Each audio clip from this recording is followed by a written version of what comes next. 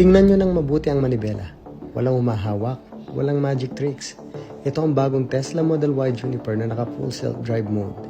Sa video na to, ipapakita ko sa inyo kung gaano na ba talaga katalino ang AI ng Tesla sa kalsada.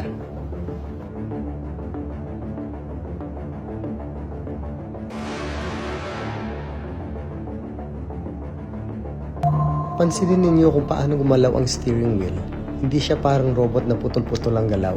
Napaka-smooth, parang pro driver na tao ang may hawak. Ang bilis niyang mag-decide kung may sisingit o may biglang hihinto sa harap. Nararamdaman na ng sasakyan bago pa man makita ng mga mata natin. Ito yung bunga ng bilyong-bilyong milya na natutunan ng neural network ng Tesla.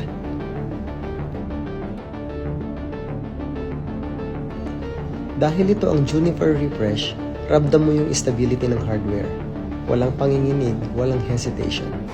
Habang nakatutok tayo sa kalsada, makikita nyo kung gaano ka-confident ang FSD na dumaan sa mga intersections at umiwas sa mga obstacles.